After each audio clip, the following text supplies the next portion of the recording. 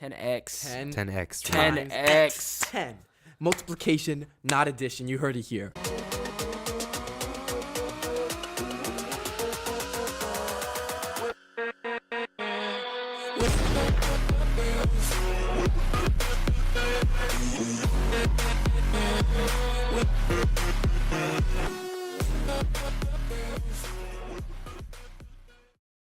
Welcome back to The Biggest Talk. For all you listeners tuning in for the first time, we break down some of the most influential bestsellers of our generation and read them so you don't have to.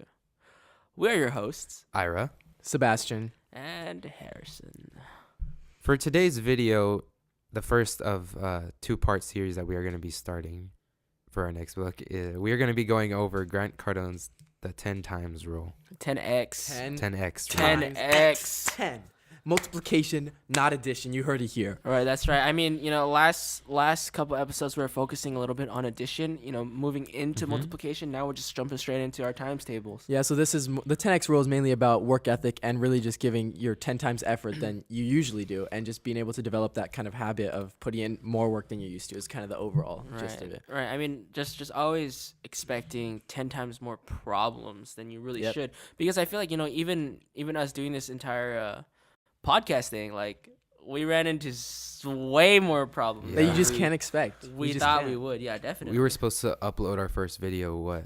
2 weeks, probably 2 Mondays ago, I think. It was like It was like 3. That's yeah, right. something around that, but But we're here now. So yeah, you get it going. You just really we set deadlines for everything we did just to make sure it's that much quicker. Oh. So like why is this rule so vital? Like, Grant Cardone is a very much well-renowned salesman. I mean, Forbes, listed him as one of the most influential salesmen. So why is this rule so prominent in everything? Yeah, you know why he does? he's a great salesperson? Why? Because he's 10 times on his goals, brother. That's right. That's, His goal is to like, what is it? Something to like sell to 7 billion people in the world. So everybody in the world. He wants everyone not sell, but he wants everyone in the world to know his name. And so he's like, all right, you guys shoot for it. But if that pushes him to work harder, like we said, then that's all that matters. Definitely. And another thing he describes in the chapter is when companies set goals and then lower the standard consecutively because you're not hitting the projections, right? So there's no incentive for people to work hard. And this kind of goes the opposite way of the 10 times rule, right? You're going from 1 to 1/2 instead of, at least 2 times your work. I mean, like, we see that as a lot in competition. I mean, not so much in the professional sense, but definitely in high schools, middle schools, elementary schools, even colleges. You have these events where people are taking home participation medals. And I feel like it just discourages a lot of people to, try hard. Yeah. Try hard as they can, and they're still rewarded for, being mediocre, even though in this world and in this market, they're not going to be. Losing is just as important as winning sometimes because it gives you that drive. It gives certain people passion sometimes too. Yeah, I would to say push more themselves important. even harder. Yeah, I agree. I think in a way that participation medal, it like lies to you a little bit. It makes losing like you're winning almost, but you're winning makes nothing. people settle for the average. Right. Yeah. And that's really difficult to do. Another reason why 10x is very vital is that most of the time in your life, because of you're putting 10 times effort, you're also going to have 10 times the problem. So you'll probably end up a little lower than your goal. But if you have that 10 times goal, a little lower than your 10 times goal is fucking 8 is times. still right? 8 times what your original goal would have been. Definitely. Exactly. So the main point is just putting in that extra effort because, if you do you're going to run into 10 times the problems, but you're going to solve them 10 times faster. So it's all just, making the process a lot faster and just having that mentality always. But, if you make 10 times the problem and you solve them 10 times faster, wouldn't it just be 1x? times, yep. Oh. Math. Anyway, Grant likes to go on to talk about how there is no success, or sorry, excuse me, there's no shortage of success. There's actually an abundance of it. Even, Gary Vee talks about it a lot, and he says, right now is the best time to be alive. Yeah, and also like we were talking about earlier, success isn't just the market doesn't just decide who's successful. It's a personal thing as well. If you commit to doing something consistently, like we do, we're reading all the time. That there's a level of success if we consistently do that personally. it isn't always really that there is an abundance of a success, but more of every person creates their own source of success. Yeah. Right. Right. And another thing Grant talks about is that success is your duty and your obligation. Right. Now, this is a lot hard for a lot of people to, like, you know, get through their head, because a lot of people feel entitled, you know, even like Mhm. adults and everything. They just they blame the world for their problems, when it's really up to you to decide, you know, how your life is going to run if you just take responsibility for everything. And we'll touch And upon that later. Definitely. I mean, you know, if you choose to start a family, it is your responsibility to provide for that family regardless. It doesn't matter if, you know, you're 18, you're 20, you're Yeah, or 35. Or who's the what- president? Exactly. Whatever age you are, you have an obligation to your wife, to your children, to provide for them as a man, or even as let's not say as a man, but you know, as a parent. Because a marriage is only successful when both people are striving for that Mhm. success. It's not just a one-way street. So when both people are striving for that success, only then can, you know, success genuinely be achieved, right? Yeah. Yeah, Cardone talks about how he and his wife will often sit down and talk with each other about why their success together is important. So that way, whenever they go through something, they are both on the same page. Yeah. And that part really spoke to me Yeah. on how they are always on the same page and they work together.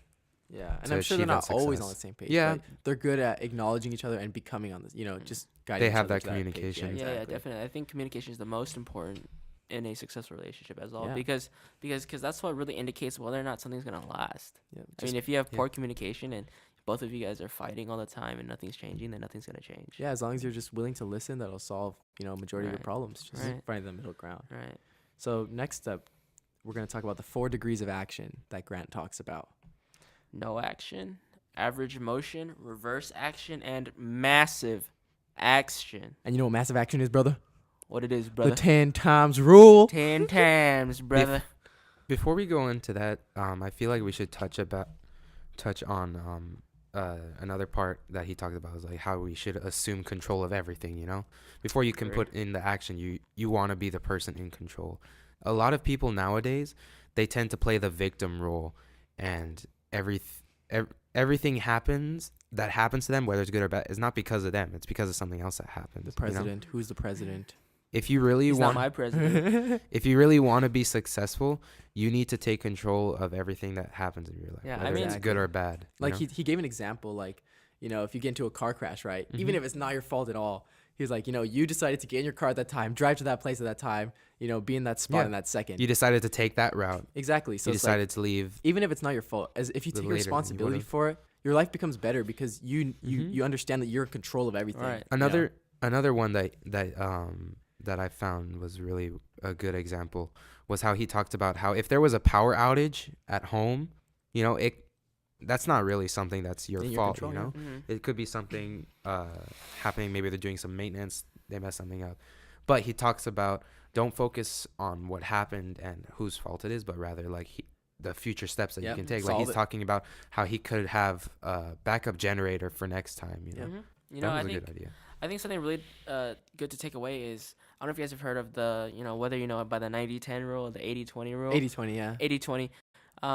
You know, your life is dictated by 20% of events and 80% of how you react to those events. And I feel like attitude plays an extreme role in how successful you are. You know, either you wake up every day, you're like, you know, I'm gonna do my best today, or I'm gonna wake up today and I'm gonna try to get through today. Yeah. I feel like completely those agree. two mindsets have extremely different, vastly different outcomes. And I mean, they create polar opposites. Right, polar in opposite. the long term anyway. In the short term, you can get by, but if you don't adapt to that, you know, more growth mindset, Mhm. then the fixed mindset, which is another book that I read that talks about those two mindsets. But it's really completely different, right? Like us, like we're reading all the time, and then you know, there's people that don't read a book in a year, Right. right? Right. But it's So- just like it's normal, right? Definitely. It's just normal for whatever you put in. So segueing that, you know, with the two different kinds of mentalities, no action versus massive action, because I feel like, you know, average action and reverse action are a bit self-explanatory. Either you're doing everything that, you know, everyone else is doing.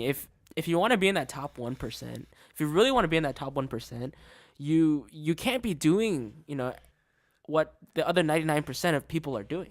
Yes, sir. Right. That's what you say it's self-explanatory. It really is, but you have to look into that, and how Grant Cardone talked about how the average amount of action is really one of the most dangerous types of action that you Right, I could do. agree. You Yeah, know? because you feel like you're going somewhere. But Yeah, because it's you not a have treadmill. there's that level of acceptance in society where like, oh, average is okay, you know, working a minimum wage. Well, not really minimum wage, but just the average, you know, Yeah. house, small house, Do you family. do you know where I car. see that Regular the most car. prevalent Yeah. though?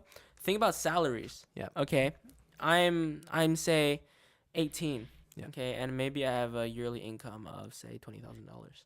Okay, that's not very high. But then you see someone who is, let's say, 35 years old and they have a average income of $100,000. Mm-hmm. And the average income of someone at his age, at, did I say 35? Let's say Yeah. 35, right? Yeah. Is $78,000. And he says, I'm doing amazing. Yeah. I have $100,000. I have no more reason to continue to push, Yeah. right? And that's where I see it the most prevalent. And this kind of drips into later when he talks about competition, and you Mhm. can't really focus too much on competition and really hone in on yourself. You know, Yeah. that's an elaborate topic we'll talk about after. But Mhm. and also the one of the degrees of action is retreating, just when you just create all the problems, I guess, and just really Yeah. are Reverse headed in action. the You dumps. You just- know, doing drugs you every just day. I do- guess. to me, you I know? saw Sometimes re- worse. I saw retreating more of as like an insecurity that takes you away from success, you know? fear. Because Wow, yeah. if you look at the examples he gives, he talks about how people have had past experiences in which they failed, so that's why they don't try and do things again, And which people are could result in traumatized. the same outcome. Or people just telling him, you can't do Yeah. it, bro. Like, what Right, are you thinking? Right. And Yeah, then- like don't talk to that person, stay away from this. Well, you that's know? more of a do nothing sense too, as well. Yeah, So those kind definitely. of go together. Yeah. So no action versus massive action. I think this is where you really see the most difference. Yeah, in, definitely. That's mindsets the difference and, between. and not only mindsets but results. Yep. That's right. like how you were saying. That's the difference between the 99% and the top 1%. That's right. Yeah, I truly believe that the difference between 99 and 1% is all in here, Mhm. literally just in here. And it's not like just like a flick, There's no switch Yeah. that you're just like, okay, I'm in it now, It's really just a, yeah, it's like it's just the whole process. You start, but as long as you're in this growth mindset, then this process just flows a lot easier for you than Yeah, definitely. being yeah. cynical about everything. I mean, like, guess. I don't know if you guys have seen those, like, say, like, in class, you have that one, like, person who's super obsessed about everything, and then they overdo everything, but they're successful at what they do. yeah, And then you have someone else who is maybe on the opposite end of the spectrum, and they're struggling, and they've already given up, yeah, And and they complain about it. right, and they complain about everything. So, like, it just shows you kind of the difference. Like, yeah, there's massive action. Of course, you want to take massive action on your goals. I mean, some people have great goals, but they don't take any action at all. Yeah, That's another part that he touched on that's really important if you think about it. Because no matter what your action is, whether it's do nothing or massive action, you're going to be putting in effort. Right, regardless. Like- regardless. Like I have a classmate, right? So I'm sitting there taking notes, and then it's like I see out of my peripherals, he's just doing his own thing, always doing his own thing. And then I was just like wondering, I was like, what's your grade in the class, bro? How are you just like passing along? He's like, I don't know, And then it's like he's putting his efforts towards like not paying attention. yeah, and sleeping showing in up class, to right. not pay attention. showing up to not pay attention. I mean, if you're gonna put in the effort, Cardone says, if you're gonna put in the effort, might as well put it towards something positive. Right, You know? definitely. Definitely. So something else he touches upon is that average is a failing formula, like we are talking about. Mhm. That's probably the most dangerous because, feeling like you're making progress when you're actually not is probably this like worst trick to be in. Yeah, and the mentality of like keeping up with the Joneses. Yep. If everyone around me is say only doing this much, and I just only do this much, and then I'm satisfied with it. Yeah. Yeah. Like how is that helping me grow in any way? You're just a flat line. You're just stagnant. Yeah, especially when they just spend money or make money to spend money, right? It's Yeah. like you're not going to go Yeah. anywhere. I mean, I think one of the bigger issues with people who struggle with controlling their money is they spend a lot of money on liabilities. Whether it be cars or household items, whatever it is. That whatever they just- instant gratification. Eating out too much. Yeah, they don't spend money on say assets that can build them and pay for the liabilities. Now, all right, when I say cars, I don't mean if you're gonna use your car to go to work, obviously, Yeah. or if you have a business that is surrounding your car. I totally get that, completely Yeah. understand. But you have people who spend even my age. You have college people who spend tens of thousands of dollars on cars, and then they really don't see a reward after that. Yeah, you know, that's- in the long run. That's a harder one because Yeah. that's, you know, mommy and daddy's money, Right. and they don't really see the bottom of that, Right. that bank account. That's Plus- true. Plus, with cars, it's not really just. There's no return of the value. Right. Yeah. Really. Right. I mean, up to a point, It's- right? If it gets you from point A to point B, then that's a good Mhm. investment, right? Because you're gonna need that. Mm. But you know, you have to draw that line. Right. So the next thing he touches upon is 10 times goals. Set your goals for the stars. Right. Because, like, you know, like I mentioned earlier, if you're only hitting 8 times, right, you're still 8 times better than 1 times. Yep. You know, if you set your goal 10 times higher and you even hit 5, let's say you hit 5, okay, conservatively on 5, you're doing 5 times better than you would Yeah. if you Yeah. didn't have this You mindset. save, you know, 4 Right. years, right? Right, So right, you're right. doing 1 year, doing 5. Or Exactly. I mean, I Yeah. mean, you make $10,000 a year. Yeah. Or $50,000 a year. I mean, you really have to take that It's- into account. It's not even that. If you set your goal for that one times for that 10,000, you're most likely not going to get that 10,000 at all either. Right. You know what? That's true, because maybe your 10 times is 1,000 at that point. Uh-huh. I don't know, but yeah, I definitely agree with that. Mhm. I think that people who don't have that mindset, I feel like they're automatically just a little bit lower than even 1 times. Something that I kind of found hard to grasp with this this topic about setting 10 times goals is that, like, a lot of people, the majority of the people, aren't even willing to hit that 1 times goal. So, like, if I feel like it could scare a lot of people to set Mhm. 10 times goal from actually taking any action at all. Mhm. That's just kind of how I thought about it when I first Yeah. saw it. I mean, personally, for me, like, I'm very much a dreamer.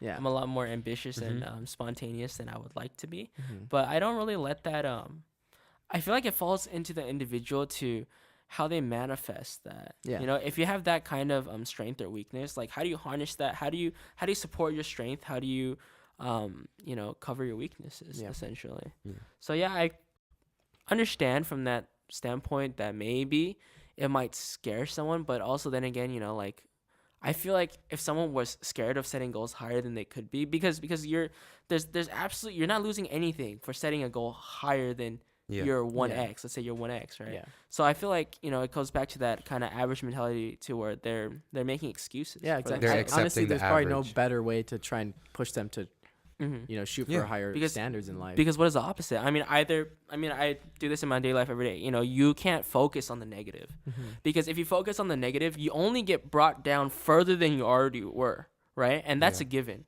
But if you focus on the positive, whatever it is, any kind of positive that you have in your life, you might not get anywhere, right? Your day might not be that good, but at least you're not bringing it even Lower. further lower, right? Exactly. So the next thing he touches upon is competition is for sissies, something that we talked about a little bit earlier. And that competition can be blinding, you know. Mm. You have to keep an eye on them and making sure that you can do what they can't, but also just honing in on your skill and your craft and Yeah. really putting in Right. the work 10 times. Definitely. This one, I really liked this one because a lot of people are more focused on competition, you know, and they just set their goals on being a little better than those people who are next to them, you know. Yeah. But one thing that my parents used to always tell me is that there's always going to be someone who's better than you, Mm-hmm. you know. So if you're putting the competition against the guy who's like right next to you, Mm-hmm. you know, you may surpass him, but there's going to be someone who's already surpassed you. So you can't really just compete with that one guy, but you have to personally compete within yourself and dominate Right. whatever you're trying to Right. do. Right, Yeah. because you have to think about it this way, like, of course there's gonna be someone better than you, but there's also always gonna be Mhm. someone worse than you. And then I feel like that's a very common mentality that people have, is like, well, at least I'm not doing this, at least Yeah, I'm not doing that, you know, exactly. at least I'm not doing this. But it's really core as to how they compare themselves to other people, because, you know, obviously there's gonna be someone who's better than them. Yep. But Yeah. either that mentality is, hey, they're better than me, and I'm never gonna get there, or hey, they're better than me, and I'm gonna be better than them one day. Yeah. You Yeah. feel?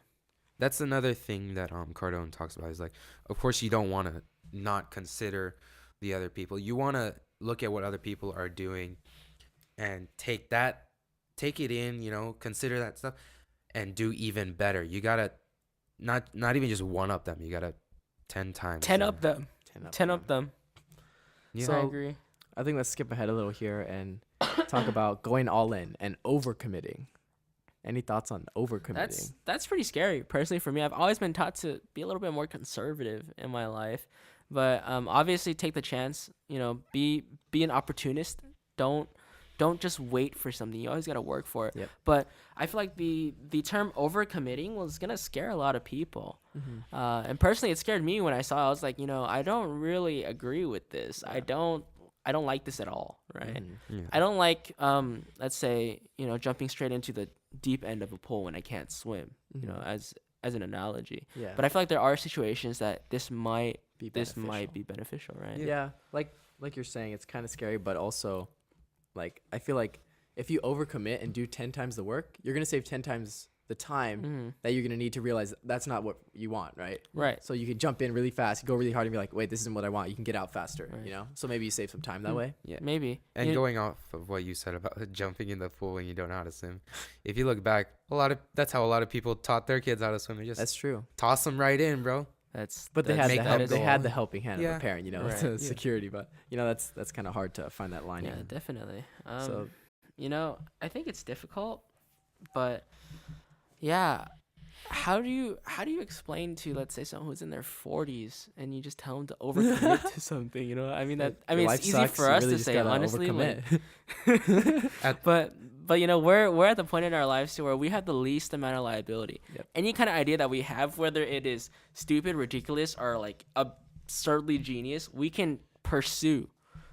If I wanted to open, let's say, like a moving boba business, like food truck but with bobas, Yeah. I mean, it might be successful, but I don't lose a lot, Yeah. versus, let's say, someone who's 45 and has a family already. Yeah. I You gotta feel- pay your bills, bro. Right. Yeah, I feel like once people have settled into that average lifestyle and they are in their 40s or 50s, they've overcommitted already. They just overcommitted to the wrong area. Yeah. in the I wrong forget what area. they say, but Yeah, like, to being average. They're Uh-huh. committed to being average, bro. They like can't change after that. I think it's like 30 is the age where you really just can't teach a old dog new tricks. Yeah.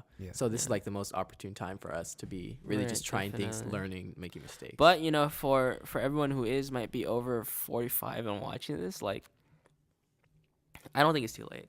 of course, yeah. I don't think it's too late at all. I just feel like this is not the correct mindset to go about to do things if you're at that stage in your life. Of course, I think it's just a lot harder to break out Right. of that. right Yeah. because you have so much more responsibility. And you've been there for so long, you're like, it's comfortable. Like we Right, talk about, if you're definitely. when Yeah. you're so used in the comfortable, you don't want to go to the uncomfortable. Of course, Yeah. of course. It's like, you wake up in your bed and it's all nice and warm and it's cold outside. You don't want to get out of bed. What is dude? That's a scam. I like that voice. You don't want to you get don't out wanna of bed, get out fool. of That's so true, though. It's like your bed's just warm and you just want to stay there, and it's very comforting, Yeah, definitely. But you got to go to school. You got to go get Mhm. stuff done. Mhm.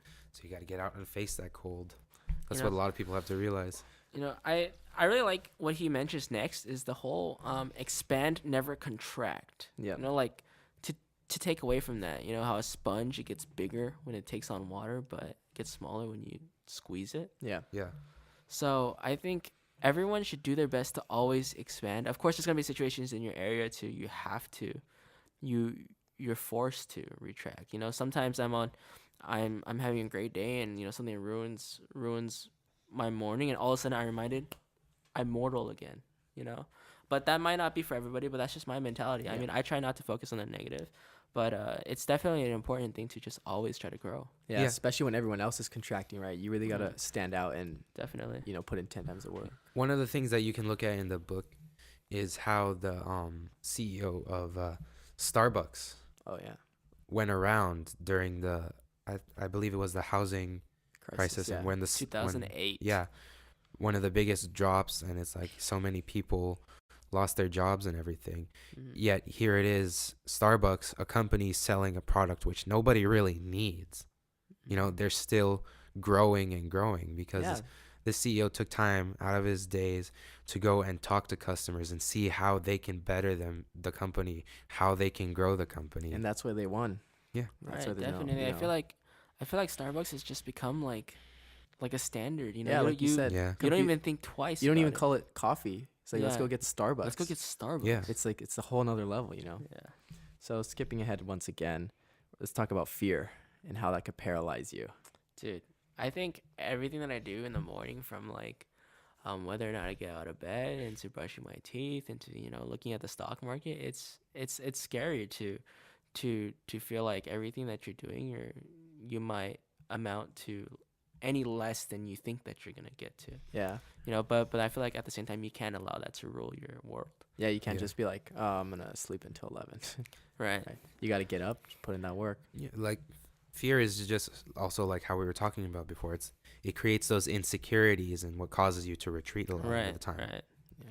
Because like if you're confident, headstrong in doing something, like what are you afraid of? I mean you see a lot of let's use bullies for example, right? I feel like bullies inherently they're afraid of confrontation. They're afraid of confrontation because they don't have that at home. Mm-hmm. So let's say the kid who gets picked on the playground, right? Yeah. And one day he's had enough. Now he's standing up for himself. Now the bully is scared because he's uncomfortable. He's not used to that confrontation. He's not used to that back and forth. He's just used to someone, dominating over him, and he's dominating, or her, okay, them dominating Over the other. over the other person. And then all of a sudden, roles reverse, and there is no, that comfortability is lost.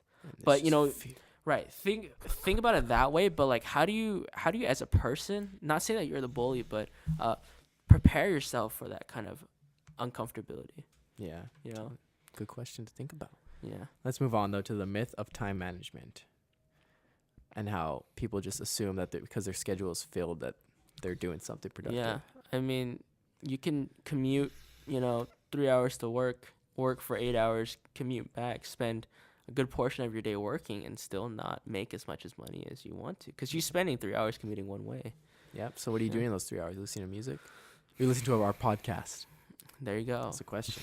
That's a There you real go. question. Knowledge. That's another good point though. That's also brought up in the past book that we went over, the 21 Irrefutable Laws of Leadership. How just because you're busy does not mean that you're being successful or you're not accomplishing anything. You're not accomplishing Well, anything. you could be, right? You just really have to break down that. You could be. You have to break it down and realize, is this giving me a return on investment? Is this making me move forward in life? And break down every event. Like Bill Gates, he schedules his day in 5-minute intervals. Like, could you imagine? Like, that takes so much planning the night before. It's like, forget that. But, you could still be more, what's the word? Intentful with your planning and actions. and your actions. I feel like I think something really simple to understand that would make people be a little bit more effective than they are now would just be risk management. Yep. How much time are you risking every day to think about something? Or for example, if you're commuting an hour, right?